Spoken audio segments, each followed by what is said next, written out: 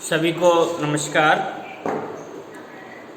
आज का जो टॉपिक है थैलेसेमिया, जेनेटिक डिसऑर्डर डिजीज को पढ़ रहे थे। जेनेटिक डिसऑर्डर टू टाइप्स के थे, Mendelian disorder and chromosomal disorder. Chromosomal disorder अभी स्टडी करेंगे। मेंडेलियन डिसऑर्डर के अंदर जो लास्ट डिजीज जिसको पढ़ना शेष है वो है थैलेसेमिया। इन डिजीज से रिलेटेड क्वेश्चन किस प्रकार से आते हैं ये भी आप लोगों को पता होना चाहिए। 12th क्लास का जो सीबीएसई का पेपर है उसमें एमसीक्यू मल्टीपल चॉइस क्वेश्चन आने लग गए हैं। तो ये जो मेंडेलियन डिसऑर्डर और क्रोमोसोमल डिसऑर्डर डिजीज है, इनसे इस प्रकार के प्रश्न बनने की संभावना बहुत ज़्यादा रहती है। नीट वगैरह में भी यहाँ से बहुत ज़्यादा प्रश्न बनते हैं। तो इस चीज़ का आप लोगों को ध्यान रखना है। एक तो आप इस चीज़ का ध्यान रखें कि मेंडेलियन डिसऑर्डर कौन कौन से हैं और क्रोमोसोमल डिसऑर्डर कौन कौन से हैं। मेंडेलियन डिसऑर्डर भी 2 टाइप्स के थे, ऑटोसोम से रिलेटेड डिसऑर्डर और सेक्स लिंक्ड क्रोमोसोम से रिलेटेड डिसऑर्डर। सिमिलर इसी प्रकार से जो क्रोमोसोमल डिसऑर्डर है वो भी 2 टाइप्स के हैं, ऑटोसोम से related disorder and sex chromosome से रिलेटेड डिसऑर्डर। तो मेंडेलियन डिसऑर्डर के अंदर जो थैलेसेमिया डिजीज है ये ऑटोसोमल है, यानी इसका जो जीन पाया जाता है वो ऑटोसोम्स पर पाया जाता है। ये रिसेसिव डिसऑर्डर है, तो it is autosome linked recessive blood disorder. Blood से रिलेटेड डिसऑर्डर हमने सिकल सेल एनीमिया भी पढ़ा है। आगे हम इन दोनों में कंपैरिजन भी करेंगे। दोनों में क्या कंपैरिजन है, जो थैलेसेमिया डिजीज है इसके पेशेंट्स आप लोगों ने सुनना किसी अड़ोस पड़ोस का या किसी से सुना होगा आप लोगों ने कि ऐसे पेशेंट्स को एक निश्चित समय अंतराल के बाद, बहुत कम समय अंतराल के बाद ब्लड की ज़रूरत पड़ती है। उसको ब्लड देना ही पड़ता है। अगर उसकी लाइफ स्पॉन बढ़ानी है, आप लोगों को उसकी लाइफ बचानी है, तो आप लोगों को उसे ब्लड देना ही ज़रूरी होता है। ये थैलेसेमिया डिजीज के अंदर होता है। ये डिजीज बहुत ही खतरनाक है, जिसके अंदर पेशेंट को बचाने के लिए एकमात्र उसका ट्रीटमेंट, उसको तुरंत ब्लड की ज़रूरत होती है। तो देखते हैं इस डिजीज के अंदर क्या होता है।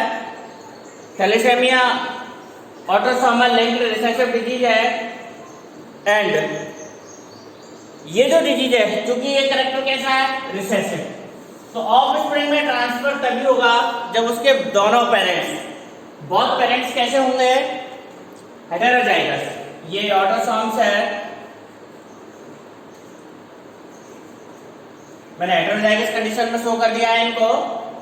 इसको इंडिकेशन मेल और इसको फीमेल से। सपोज ये क्या है, हमने सिंबल डिनोट कर लिए कि ये दोनों हेटेरोजाइगस है। हेटेरोजाइगस रिसेसिव ट्रेट है, इसलिए हेटेरोजाइगस कंडीशन के अंदर ये सिर्फ कैरियर रहता है, अनअफेक्टेड रहता है। इफेक्टेड नहीं है डिजीज का, सिर्फ और सिर्फ क्या रहता है, ये कैरियर, इट इज कैरियर। ये अनअफेक्टेड पेरेंट्स, ये दोनों पेरेंट्स अनअफेक्टेड है पेरेंट्स। ये गैमेट्स बनाएंगे 2 टाइप्स के। सिमिलर इसी प्रकार से ये फीमेल भी 2 टाइप्स के गैमेट बनाएगी। ये गैमेट का फॉर्मेशन हो गया, देन गैमेट से ऑफस्प्रिंग। इसके अंदर कोई डिजीज नहीं है, ये नॉर्मल है, ये हेटेरोजाइगस कंडीशन है, ये भी हेटेरोजाइगस कंडीशन है। देन ये जो ऑफस्प्रिंग होगी ये अफेक्टेड होगी। तो इट इज क्लियर, ये क्लियर हो गया है कि जब पेरेंट्स हेटेरोजाइगस कंडीशन में होंगे तब उनसे प्रोड्यूस होने वाली ऑफस्प्रिंग कैसी होगी, इफेक्टेड होगी, उसके अंदर डिजीज होगा। तो ये इनहेरिटेंस हमें शो हो रहा है कि जब दोनों पेरेंट्स कैरियर होंगे तभी उनकी प्रोजेनी इफेक्टेड होगी। तो इट इज ट्रांसमिटेड, ये ट्रांसमिटेड होती है from parents to the offspring when both partners are unaffected carriers for the gene। यानी इस जीन के लिए वो कैसे होंगे, हेटेरोजाइगस होंगे, नॉट होमोजाइगस।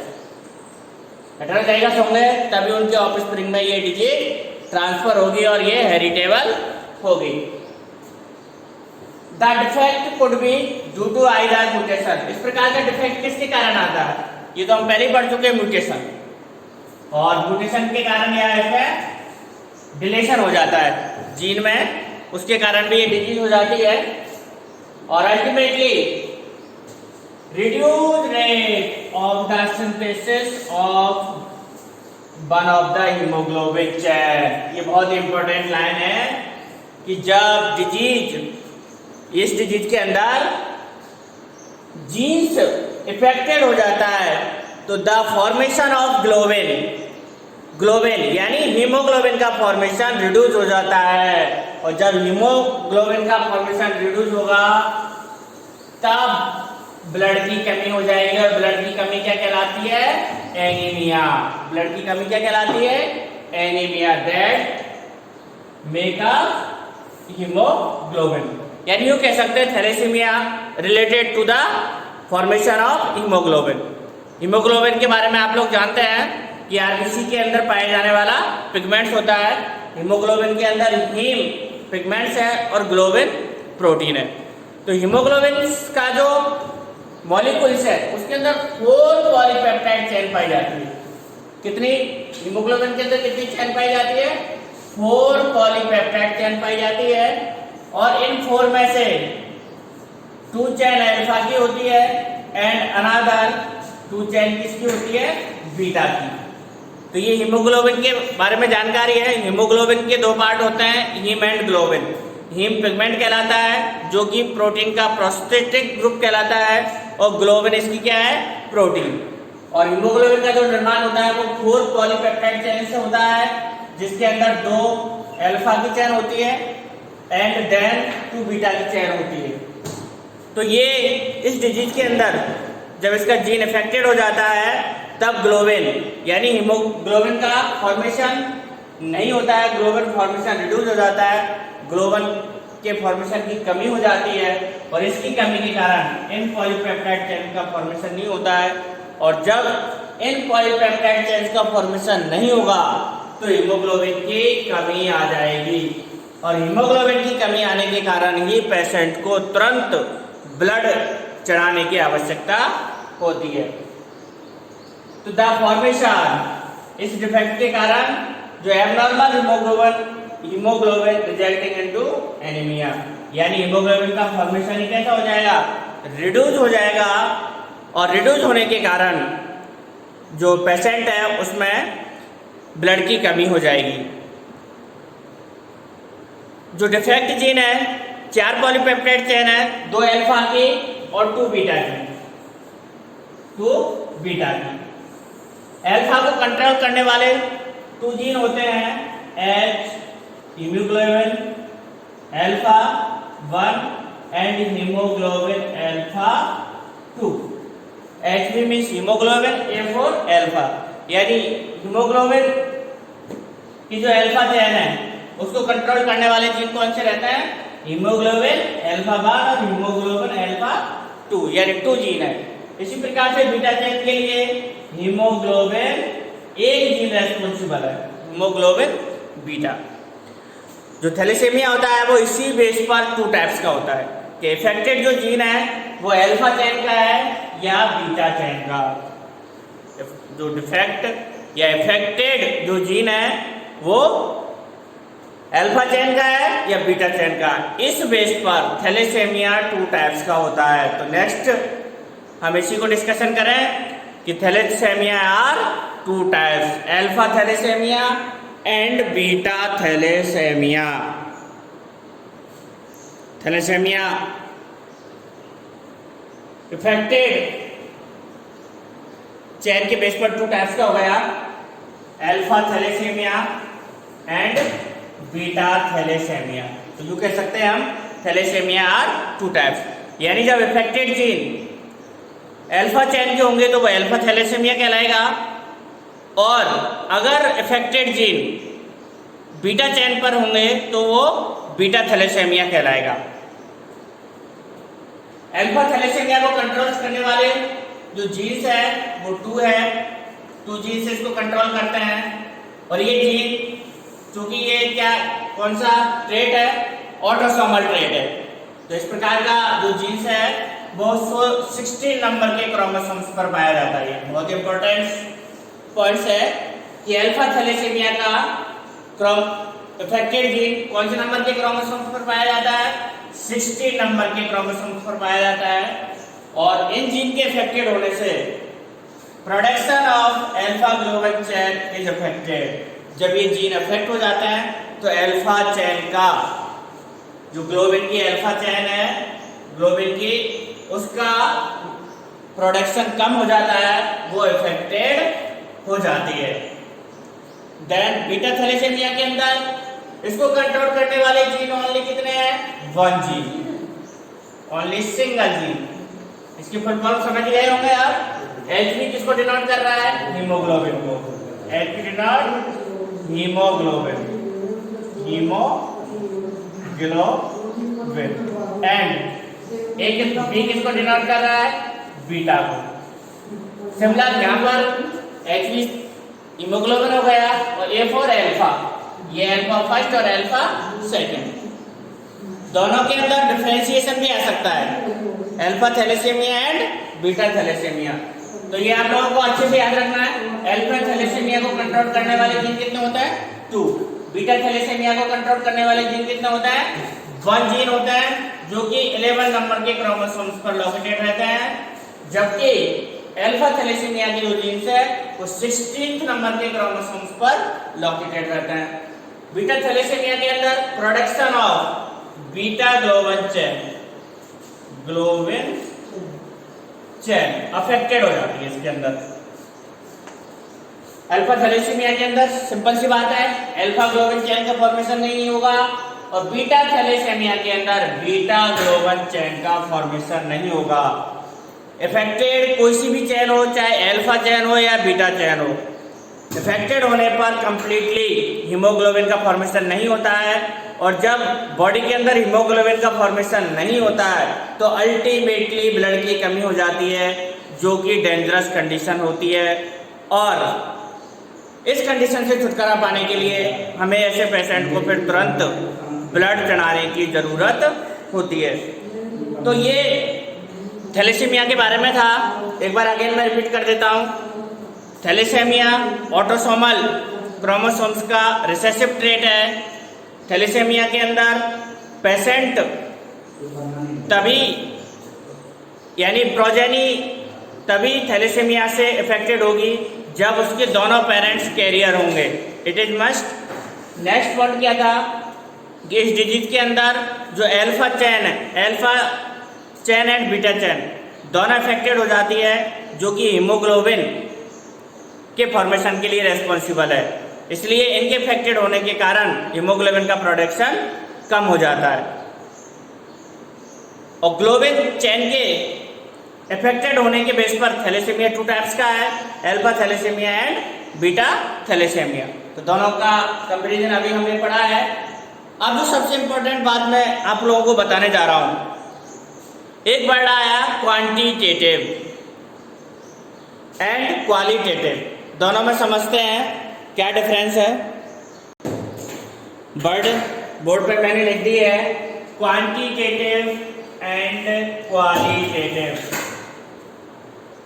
वर्ड्स 2 है लेकिन बहुत इंपॉर्टेंट है, निशान लगा लीजिएगा, very important, be the most. यहाँ से प्रश्न बनने की संभावना बहुत ज़्यादा रहती है, चाहे आपका CBSE का क्वेश्चन पेपर हो या फिर नेट का हो, क्योंकि ये दोनों वर्ड्स 2 डिजीज को इंडिकेट करते हैं।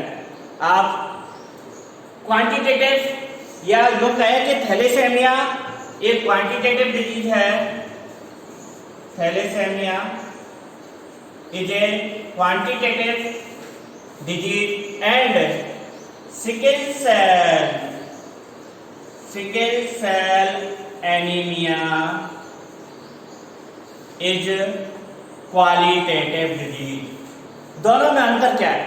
वर्ड्स बहुत इंपॉर्टेंट है, इसको समझना बहुत ही जरूरी है। दोनों शब्दों में जनरली आप सोचिए क्वांटिटी और क्वालिटी, है ना। मार्केट में हम जब भी कोई सामान परचेज करने जाते हैं तो इन दोनों चीज़ों पर, दोनों वर्षों पर हमारा विशेष ध्यान होता है। हम शॉपकीपर से कहते हैं भैया हमें एक तो क्वांटिटी ज़्यादा चाहिए सामान की, यानी हमें सामान ज़्यादा चाहिए, एंड और फिर उससे ये भी बात कहते हैं कि क्वांटिटी के साथ साथ उस सामान की क्वालिटी भी बेहतर होनी चाहिए। तो दोनों शब्दों का मतलब समझ गए होंगे आप लोग। यानी एक शब्द तो इंडिकेट कर रहा है क्वांटिटी को, यानी सामान कितने अधिक मात्रा के अंदर है, और दूसरा जो वर्ड्स है वो इंडिकेशन कर रहा है उसकी क्वालिटी का, उसकी ब्रांड का, उसकी ब्रांड यानी क्वालिटी कैसी है, अच्छी है या बुरी है।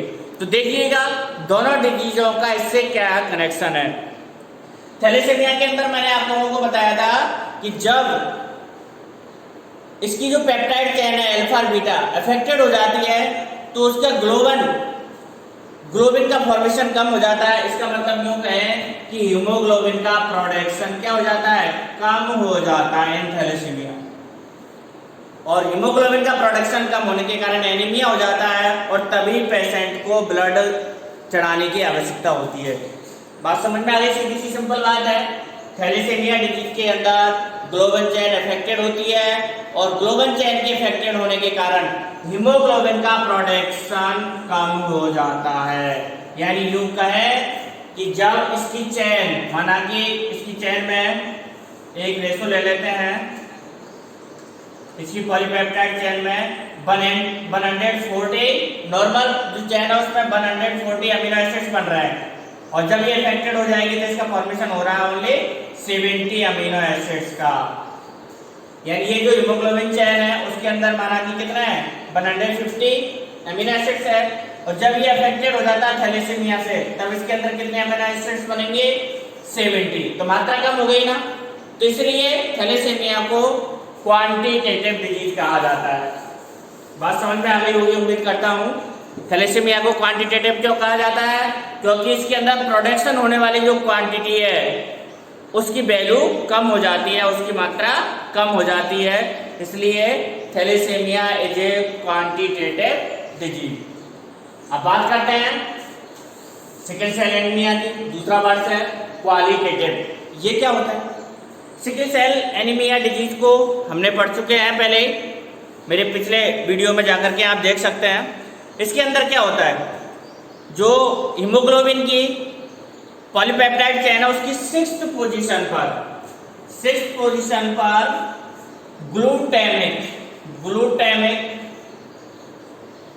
ग्लूटामिक अमीनो एसिड्स का फॉर्मेशन हो रहा था, और इसका जो कोडॉन है एडेनिन, ये इफेक्ट हो गया और एडेनिन के स्थान पर यूरेसिल आ गया, और 6th पोजीशन पर बनने वाला अमीनो एसिड्स था वैलेन अमीनो एसिड।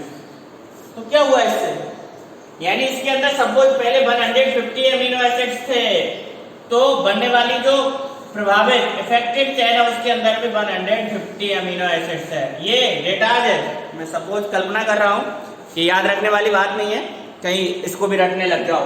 ये मैं एक एग्जाम्पल के तौर पे समझा रहा हूँ कि इसके अंदर 150 अमीनो एसिड्स वाली चेन बनी है, तो ये भी 150 वाली, यानी चेंज किसमें हुआ है, क्वालिटी में चेंज हुआ है। ये नॉर्मल चेन थी जिसमें ग्लूटामिक का फॉर्मेशन हो रहा था, और ये इफेक्टेड चेन है जिसमें वैलिन का यानी वैलिन अमीनो एसिड्स बनने के कारण उस चेन की क्वालिटी में अंतर आ गया, और उससे जो प्रोडक्शन हो रहा है वो मेंटली रिटार्डेशन, मानसिक रूप से कमजोर, और जिसकी आरबीसी सिकल सेल होगी, इस प्रकार का प्रोडक्शन हो रहा है। तो इसके अंदर क्या हुआ है, क्वालिटी में चेंज हुआ है, क्वांटिटी में चेंज नहीं हुआ है। क्वांटिटी तो जितनी पहले थी उतनी ही है, उसकी रिप्लेसमेंट हो गया उसकी जगह। तो इसलिए हम सिकल सेल एनीमिया को क्वालिटेटिव डिजीज कहते हैं एंड थैलेसीमिया को क्वांटिटेटिव। दोनों वर्ड्स बहुत इंपॉर्टेंट है, एंड दोनों का अंतर अच्छे से समझ में आ जाना चाहिए आप लोगों को। अगर अभी कोई समझ में नहीं आए तो आप लोग कमेंट्स बॉक्स में ज़रूर लिख के मुझे बताएं। और ये थैलेसीमिया डिजीज अपनी कंप्लीट हो चुकी है। डिजीज बहुत इंपॉर्टेंट है, अच्छे से समझें, वीडियो को पूरा देखें। एक क्वेश्चन मैं डिस्क्रिप्शन बॉक्स में डाल दूंगा, उसका आंसर सभी दें। क्वेश्चन मेरा ये है कि कौन सी डिजीज को मेडिटेरियन सी डिसऑर्डर कहा जाता है। डिस्क्रिप्शन में डाल दूंगा मैं। एक डिजीज है